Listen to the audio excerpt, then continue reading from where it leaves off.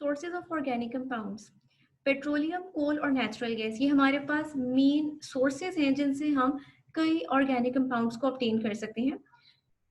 Mainly these are fossil fuels, और fossil fuels हमारे पास किस तरह से वजूद में आए, जब आज से कई साल पहले प्लांट और एनिमल्स की डेड बॉडीज की डिके हुई और डिके के नतीजे में हमारे पास फॉसिल फ्यूल्स बने। अब इनमें हमारे पास फर्स्ट आ जाता है कोल। कोल के बारे में बिलीव किया जाता है कि आज से about some 500 million year ago हमारे पास जो प्लांट्स थे, जो ट्रीज थे, जो बर्ड हो गए जमीन के अंदर, उन दरख्तों की जो लकड़ी थी वो बैक्टीरियल और केमिकल रिएक्शंस की वजह से कन्वर्ट हो गई पीट के अंदर। Peat is a type of coal. फिर एनवायरमेंटल चेंजेस की वजह से, हाई टेम्परेचर और हाई प्रेशर की वजह से पीट कन्वर्ट हो गया लिग्नाइट के अंदर, और फर्दर प्रेशर चेंजेस की वजह से lignite converted into bituminous coal and it was further converted into anthracite with the pressure. तो हम बेसिकली ये कह सकते हैं कि प्लांट्स और ट्रीज की जो डेड प्लांट्स और ट्रीज थे उनकी वुड कन्वर्ट हुई है कोल के अंदर due to the bacterial and chemical reactions and with the help of high temperature and pressure. Peat, lignite, bituminous coal and anthracite, ये हमारे पास कोल्स की टाइप्स हैं, और इनमें डिफरेंस किस चीज का होता है? परसेंटेज ऑफ कार्बन का। पीट में हमारे पास परसेंटेज ऑफ कार्बन लोएस्ट होती है, जबकि एंथ्रेसाइट में परसेंटेज ऑफ कार्बन हाईएस्ट होती है।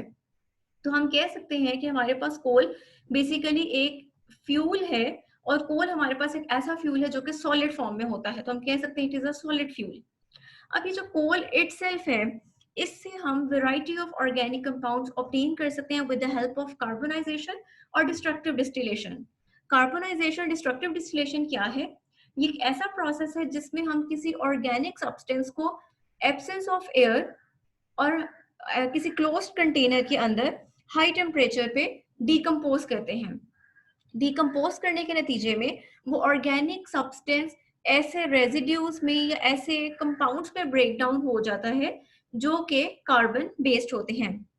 तो अगर हम कोल की बात करें, तो when coal is heated in absence of air and temperature ranging from 500 to 100 degree Celsius, it is converted into coke, coal gas and coal tar।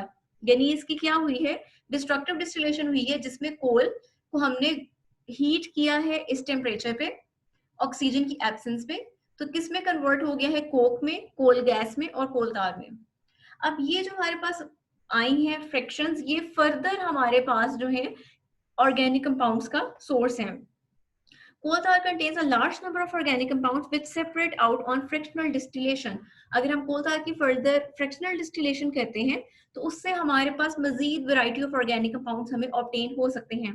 frictional distillation एक ऐसा process है जिसमें हम different frictions किसी organic substance से obtain करते हैं on the basis of difference in their boiling points। Pakistan में इस टाइम जो टोटल कोल रिसोर्सेज हैं that are about 184 billion tons, और इसमें से जो 80% कोल है उसको इस्तेमाल किया जाता है ईंटें बनाने के लिए। जो हीट रिक्वायर होती है उस हीट को प्रोड्यूस करने के लिए यूज किया जाता है, और rest of the coal is use for the domestic purposes. जो घरेलू इस्तेमाल आते हैं वहां पर भी इसको यूज किया जाता है। गवर्नमेंट ज्यादा से ज्यादा ट्राई कर रही है कि कोल बेस्ड पावर यूनिट्स बनाए जाएं ताकि हम कोल बेस्ड एनर्जी ऑब्टेन कर सकें, जिसके लिए पंजाब, बलोचिस्तान और एनडब्ल्यूएफपी में मुख्तलिफ यूनिट्स काम कर रही हैं। नेक्स्ट हमारे पास सेकंड सोर्स आ जाता है नेचुरल गैस। नेचुरल गैस एक बहुत ज्यादा इंपॉर्टेंट मेन एनर्जी सोर्स है, खासतौर पर उन कंट्रीज में जो ऑयल की जहां पैदावार कम है, यानी जहां से तेल कम निकलता है, या जहां पर कोल जो है उसकी डिफिशियंसी है, तो वहां पर नेचुरल गैस जो है एनर्जी का एक बहुत अच्छा सोर्स है। It is a mixture of low boiling hydrocarbons. इसकी अगर हम कंपोजिशन की बात करें तो natural gas low molecular weight के हाइड्रोकार्बन्स पर मुश्तमिल होती है। लो मॉलिक्यूलर वेट होने की वजह से उनके बॉइलिंग पॉइंट्स भी लो होते हैं, तो हम कह सकते हैं it is a mixture of low boiling hydrocarbons. और इस नेचुरल गैस का जो मेजर पोर्शन, जो मेन कंपोनेंट होता है दैट इज मीथेन गैस। इसके और कंपोनेंट्स भी होते हैं, यानी मीथेन के अलावा इसमें प्रोपेन की भी कुछ परसेंटेज होती है, ब्यूटेन की भी होती है, लेकिन जो ज्यादा परसेंटेज है वो किसकी है? मीथेन की है।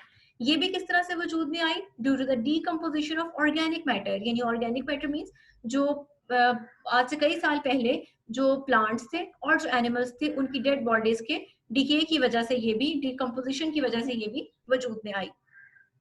पाकिस्तान में नेचुरल गैस जो है उसको इस्तेमाल किया जाता है पावर जनरेशन यानी एनर्जी प्रोड्यूस करने के लिए, इसके अलावा सीमेंट और फर्टिलाइजर इंडस्ट्रीज में, और इसको फ्यूल के तौर पर भी इस्तेमाल किया जाता है इंडस्ट्रीज में भी और डोमेस्टिक पर्पजेज यानी घरेलू इस्तेमालात में भी। नेक्स्ट हमारे पास आ जाती है पेट्रोलियम। मिनरल ऑयल यानी जो वो ऑयल जो हमें जमीन से हासिल होता है, अगर उसको रिफाइन कर लिया जाए तो वो हमारे पास पेट्रोलियम कहलाता है। पेट्रोलियम जो है अगर हम इसकी बात करें तो ये भी अगेन हमारे पास वजूद में कैसे आया, due to the slow chemical and biochemical decomposition of remains of organic matters form between the sedimentary rocks. यानी अगेन वही कि हमारे पास ऑर्गेनिक मैटर यानी जो डेड बॉडीज थी प्लांट्स की और एनिमल्स की, उनके ऊपर जब केमिकल और बायोकेमिकल रिएक्शंस होते गए तो उनकी डीकम्पोजिशन से हमारे पास पेट्रोलियम वजूद में आया। जब इसको जमीन से निकाला जाता है तो ये बिल्कुल एक ब्लैक कलर का लिक्विड होता है और उसको क्रूड ऑयल का नाम दिया जाता है, लेकिन जब उस क्रूड ऑयल की रिफाइनिंग कर ली जाती है then it is named as petroleum. अब पेट्रोलियम जो है हम उसकी फ्रिक्शनल डिस्टिलेशन कर सकते हैं। फ्रिक्शनल डिस्टिलेशन ये आप लोगों ने डिटेल्ड प्रीवियस 10th क्लास में भी पढ़ा है कि फ्रिक्शनल डिस्टिलेशन में हम कोई भी जो सब्सटेंस है उसकी उससे डिफरेंट फ्रैक्शंस ऑब्टेन करते हैं इस बेस पर कि उनमें से हर फ्रैक्शन का बॉइलिंग पॉइंट अलग होता है, तो हर फ्रैक्शन अपने बॉइलिंग पॉइंट की रेंज की बेस पर अलग हो जाती है। अब हमारे पास पेट्रोलियम की जब फ्रैक्शनल डिस्टिलेशन की जाती है तो उससे कौन कौन सी फ्रैक्शंस ऑब्टेन होती हैं वो हम देखते हैं। यहाँ पर हमें टेबल में फ्रैक्शंस दी गई हैं, ये बॉइलिंग पॉइंट दिए गए हैं जिन पर वो फ्रैक्शन सेपरेट होगी, ये उस फ्रैक्शन की कंपोजिशन दी गई है और ये हमें उस फ्रैक्शन का यूज दिया गया है। सबसे पहले हमारे पास जो फ्रैक्शन आती है बिलो 20 डिग्री सेल्सियस तक वो आती है नेचुरल गैस। नेचुरल गैस की हमें यहाँ पर कंपोजिशन दी गई है। कंपोजिशन मींस कि हमारे पास नेचुरल गैस या जो भी फ्रैक्शंस आ रही हैं उनका कोई एक केमिकल फॉर्मूला नहीं होगा, क्योंकि वो कोई किसी एक केमिकल कंपाउंड पे बेस नहीं कर रही, बल्कि वो कॉम्बिनेशन है एक दो या उससे ज्यादा कंपाउंड्स का। तो अगर हम नेचुरल गैस की बात करें तो ये हमारे पास इसके अंदर कार्बन नंबर 1 से लेकर कार्बन नंबर 4 तक के जो कंपाउंड्स हैं वो इसके अंदर पाए जाते हैं और इसको यूज किया जाता है फ्यूल के तौर पर और पेट्रोकेमिकल्स के तौर पर, यानी वो कंपाउंड वो केमिकल्स जो हमें पेट्रोलियम से ऑब्टेन होते हैं। Next we have petroleum ether. Petroleum ether की हमें बॉइलिंग पॉइंट की रेंज दी गई है। पेट्रोलियम ईथर की अगर हम कंपोजिशन की बात करें तो इसमें हमारे पास कार्बन आ जाते हैं, कार्बन नंबर 5 वाले कंपाउंड्स और कार्बन नंबर 6 वाला कंपाउंड आ जाता है। और petroleum ether is a very good solvent, इसको सॉल्वेंट के तौर पर बहुत ज्यादा यूज किया जाता है। नेक्स्ट वी हैव लेग्रॉइन और नेफ्था, ये हमारे पास बॉइलिंग पॉइंट की रेंज आ गई। और नेक्स्ट हमें बता रहे हैं इसकी कंपोजिशन की, इसमें हमारे पास जो कंपाउंड्स होते हैं वो कार्बन नंबर 6 वाले और कार्बन नंबर 7 वाले कंपाउंड इसके अंदर एग्जिस्ट करते हैं। It is also used as a solvent as well as raw material for the synthesis of variety of organic compounds. Next हमारे पास आ जाती है गैसोलीन। गैसोलीन की बॉइलिंग पॉइंट रेंज दी गई है और यहाँ पर गैसोलीन के बारे में बता रहे हैं कि इसके अंदर हमारे पास कंपोजिशन क्या है, कार्बन 4 से लेकर कार्बन 13 तक के कंपाउंड्स इसमें एग्जिस्ट कर सकते हैं, लेकिन उनमें से जो ज्यादा अमाउंट पाई जाती है वो पाई जाती है कार्बन 6 से लेकर कार्बन 8 वाले कंपाउंड्स की। It is used as motor fuel. Next हमारे पास आ जाता है कैरोसिन। कैरोसिन के हमारे पास बॉइलिंग पॉइंट रेंज दी गई है। अगर हम कैरोसिन की बात करें तो इसमें हमारे पास जो कंपाउंड्स जो इसमें आते हैं ज्यादा वो होते हैं कार्बन 18 वाले और कार्बन 14 वाले। It is used as heating fuel, यानी इससे जो है एनर्जी प्रोड्यूस होती है जिसको हम हीटिंग के पर्पसेस के लिए यूज कर सकते हैं। Next we have gas oil. Gas oil की हम बात करें तो ये हमें इसके बॉइलिंग पॉइंट का बताया गया कि अगर हम 275 डिग्री से सेल्सियस से हाई टेम्परेचर पे चले जाएं तो हमारे पास इसके वेपर्स बनेंगे, ये फ्रिक्शन सेपरेट होगी। इसमें हमारे पास आ जाते हैं कार्बन 12 और कार्बन 18 पर बेस्ड कंपाउंड इसके अंदर हमारे पास आ जाते हैं। इसके यूज आ जाते हैं, इसको यूज किया जाता है as a diesel and as well as heating fuel.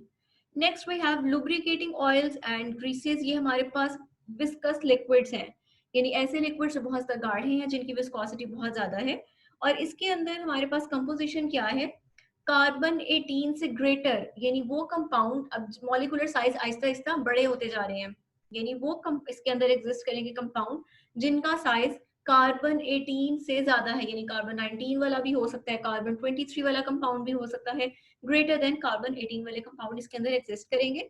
इसको यूज किया जाता है एज अ लुब्रिकेंट, लुब्रिकेशन के पर्पजेस के लिए हम इसको यूज कर सकते हैं। नेक्स्ट हमारे पास आ जाता है पैराफिन। अब आहिस्ता आहिस्ता हमारे पास फ्रिक्शन सॉलिड्स की तरफ जाना शुरू हो गई है। शुरू में गैशियस फॉर्म में थी, फिर लिक्विड फॉर्म में, फिर विस्कस लिक्विड, और अब आहिस्ता आहिस्ता सॉलिड्स की फॉर्म में। अच्छा, इसके यहाँ हमारे पास मेल्टिंग पॉइंट की रेंज दी गई है, और उसके बाद मेंशन है कि इसके कंपोजिशन क्या है। इसके अंदर कार्बन 23 से लेकर कार्बन 29 तक की रेंज के जो कंपाउंड्स हैं वो इसके अंदर एग्जिस्ट कर सकते हैं। इसको यूज किया जाता है वैक्स प्रोडक्ट्स के तौर पर। नेक्स्ट हमारे पास लास्ट फ्रैक्शन आ जाती है एस्फॉल्ट और पेट्रोलियम कोक। ये बिल्कुल सॉलिड फॉर्म में होती है, और इसकी कंपोजिशन क्या है कि ये बिल्कुल लेफ्ट ओवर रेजिड्यू है। जो रिमेनिंग सारे जो कंपाउंड जो फ्रैक्शंस हैं, जो कंपाउंड्स हैं, वो इसके अंदर एग्जिस्ट करेंगे। इसको यूज किया जाता है फ्यूल के तौर पर roofing, paving and reducing agents. जो हमारे पास सड़कों पर भी डाला जाता है एस्फॉल्ट, वो यही फ्रैक्शन होती है। नेक्स्ट हमारे पास आ जाता है कि पाकिस्तान में ऑयल रिफाइनरीज कहाँ कहाँ काम कर रही हैं। तो उसमें मेन आ जाती है अटक ऑयल रिफाइनरी, जो कि रावलपिंडी के करीब है। इसके अलावा हमारे पास आ जाती है कराची में एक ऑयल रिफाइनरी काम कर रही है, और नेक्स्ट हमारे पास आ जाती है पाक अरब रिफाइनरी, जो कि मुल्तान के नजदीक है।